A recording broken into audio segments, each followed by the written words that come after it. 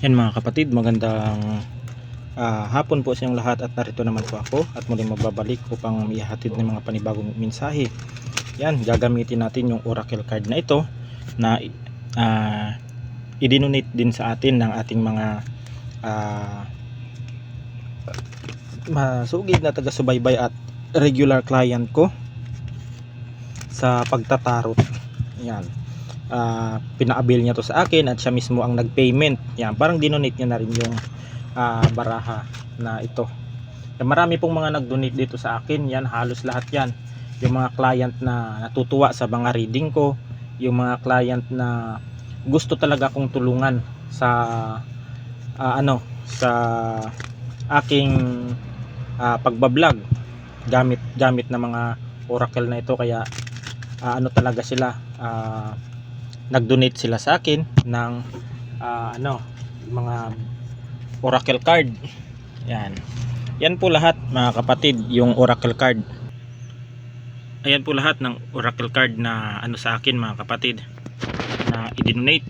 Yan, yung iba din yung mga payment din nila sa akin sa mga nagpapa-reading, tsaka ina-avail ko rin ng mga cards para din kahit papano ay iba-iba din yung topic natin sa ating pagre-reading. Ayan, at kaya yung ito naman po yung sa baba. Yan yung mga reading natin, yung mga yan yung mga cards ko.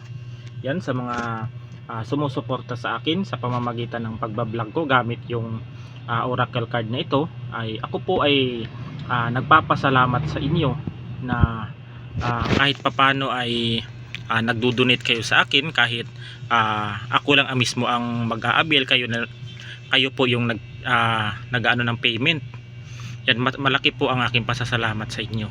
Hindi ko na po kayo iisa-isahin. Alam nyo na kung sino yung mga nag-donate ng mga oracle card na ito. Ayan po mga kapatid, balik tayo sa mga mensahe na aking sa inyo ibabahagi. Yan. At saka yung mga altar ko na yan mga kapatid ay inaayos ko po talaga yan, yung mga altar ko, para hindi po pakalat-kalat dito sa kwarto. Saka pag wala pong pasyente, wala pong pumupunta dito sa bahay o mag-actual, ay magre-reading tayo, gagawa tayo ng mga pangontra. Yan, sa mga nag-order. Sa isang security guard pala na nag-order ng pangontra, ay hintay-hintay lang po sir at ipapadala na po ang inyong order na pangontra dito.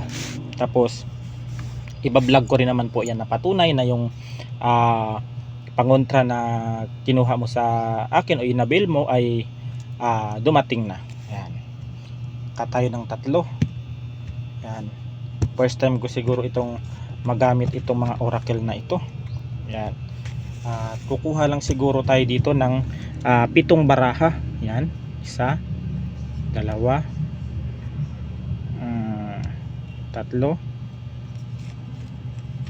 6, 7, 7. Ganun po ako mag-reading mga kapatid. May butal tulad ng 3, 5, 7, 9, 11, tsaka 13. Yan, ganyan ako mag-reading. Depende po sa gusto kong ang desisyon ko kung ilang baraha yung gusto kong bahagi ng mga mensahe sa inyo. Matagal na rin itong hindi nagagamit at i-stock lang dyan sa ating lagayan ng ng mga cards. Yan. Ito na yung una mga kapatid. Healthy choice. Dito mga kapatid, kung ano man yung mga gusto mong pagpipilian o gusto mong gawin na alam mong makakabuti sa iyo, kung ano yung choice mo sa iyong buhay, yan, kung alam mong ikabubuti, alam mong yan ang ikaganda ng buhay mo, ay i-grab mo na yung opportunity na yan kung yan ang makakatulong sa iyong buhay. Ayan, yan, making healthy choice in love and in life, self-love, self-care, being happier. Yan, kung ano yung makapagpapasaya sa iyo ay sundin mo mga kapatid, dahil yan po ay ang kasiyahan po ay hindi po nabibili ng pera. Yan, ang kaligayahan ay hindi kayang bilhin ng pera. Ang pagmamahal ay hindi kayang bilhin ng pera. Depende na lang kung ang taong yan ay practical o nasa tao po yan, mga kapatid. Pero kung alam mo naman na yan ang ikakasaya ng buhay mo, ano nyo po, sundin nyo na po ang inyong desisyon na yan kung alam mong ikabubuti sa inyo. Yan. Twin flame. Yin yang yin balance, union, duality, coupling, complement each other. Ayan, yung inyong twin flame ay makikilala, may mga makikilala kayo mga twin flame, mga kapatid, lalong lalo na sa mga single dyan. Makikilala nila sa isang okasyon, sa isang gathering, sa isang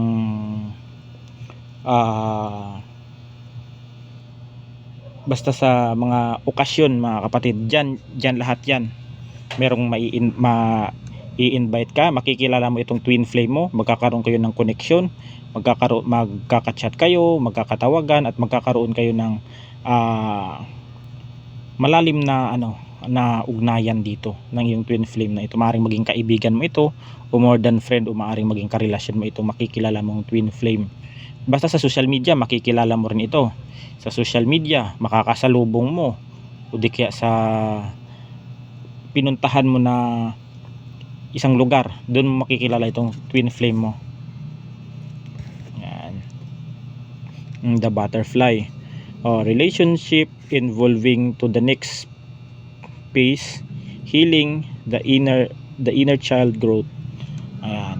Yan po ang relationship ninyo ay dapat, kung may kayo man ay may mga karelasyon ninyo, like the butterfly, ay anuhin po ninyo yan, alagaan ninyo, ingatan ninyo, mahalin ninyo, at gawin ninyong masaya at maganda ang inyong pagsasama ng inyong partner dito sa the butterfly.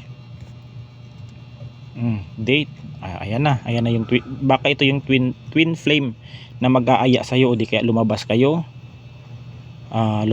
sa isang, mag-date kayo, lumabas kayo sa mga, o di kaya maggala, mag-shopping, yan, manood ng sine. Itong twin flame mo na ito ay baka magyayaya ito ng date, o di kaya yayain ka nito lumabas ng taong ito. Ayan, ayan nga yung sinasabi ko, mamimit mo itong twin flame. Yan, ito na lumabas na itong date. Ayan yung mensahe niya. Meeting someone new, dating, get back out there, plan, set a date. Ayan, yayayain ka nitong taong ito na kayo ay lumabas, o di kaya manood ng sine. Yan, gumala sa parke. Yan yung gusto ng twin flame na makakamit mo, o di kaya makikilala mo sa social media, o di kaya sa mga okasyon o gathering. Yan, not enough. Yan, frustrated in a relationship, lack of confidence, self-sabotage, fear, ego issues, jealousy. Ayan po, wag po kayo magpapadala sa emosyon. Yan, lalong lalo na. Yan, pasensya na po mga kapatid, minsan nabubulol ako, minsan ay rin kasi mga kapatid, nahihiya, kinakabahan ako, lalong lalo na sa bablog. Yan, talagang naninibago lang ako.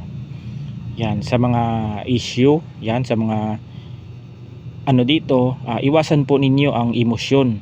Yan, lalong lalo na sa mga selos-selos na walang magandang maidudulot. Kasi po mga kapatid, pag pinairal po natin ang mga selos-selos na yan, ay wala pong maidudulot na mabuti yan. Yan, gulo lang po, at hindi po pagkakunawaan ang inyong mararanasan dito. Kasi po palagi pong selos ng selos yung isang tao, lalong lalo na pag wala na sa lugar, ay pangit na po yun. Pangit na po yung inyong relasyon, toxic na po yun, makasarili na po yung pag yung wala nang give and take. Kaya dapat kung man ay dapat magpakumbaba kayo kung kayo man ay nasa isang relasyon. Wag po niyong pairalin dahil wala pong maidudulot na mabuti ang pagsiselos na yan. Yan, okay naman siguro pag nagselos ka, yung may nakikitaan mo na iba yung mga kinikilos nila, pero pag nag-uusap lang naman o kung ano lang naman yung mga nila, wala kang dapat ikaselos dyan sa mga ganyang bagay. Love, ito na, unconditional love, self love, ah, oneness, passion, attraction, o affection, attraction. Ito mga kapatid, para mas lalo kang maging attractive sa mga tao, yan, mapababae, mapalalaki, o kung ano man yung kasarian ninyo, LGBTQ, panatilihin ninyong ayusin ninyo ang inyong sarili. Yan, magpabango kayo, magayos din kayo. Wag naman yung palagi lang dugyot ang inyong ano. Dapat ayusin din niyo ang inyong sarili para mas lalo kayong attractive sa mga tao. Yan. Tsaka talagang magugustuhan nila yung mga personal hygiene mo. Mahalin mo rin ang iyong sarili. Yan, wag yung puro wag din yung puro trabaho, wag yung puro bisyo, wag puro barkada, wag puro sarili lang ang iniisip. Dapat mahalin din ang inyong sarili. Yan, para mas lalong ma-obsess ang mga tao sa iyong paligid, o di kaya magkakaroon ka ng attraction sa mga tao na nakakakilala sa iyo. Para ang iniisip kasi ng tao, pag minahal mo ang iyong sarili, parang maninibago sila sa iyong kinagawian. Yan. Kailangan naman talaga mga kapatid na mahalin din natin ang ating sarili. Hindi parati yung iba. Yan, dapat magtira din tayo sa sarili natin. Yan, wag ubos-ubos ang pagmamahal sa isang tao, dapat magtira din tayo. Yan. The Swords and Rose. Ito. Charity, truth, revelation, solidarity, force, honor, protection, and power. Ito, protektahan ninyo ang inyong pagmamahal. Yan, ipaglaban ninyo at iwasan ninyo ang mga tukso dito para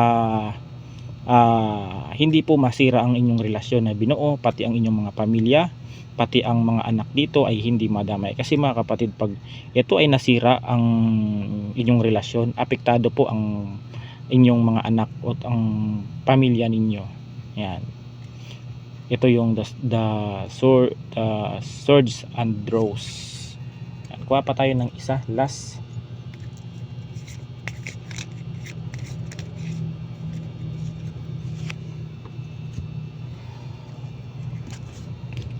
Stab in the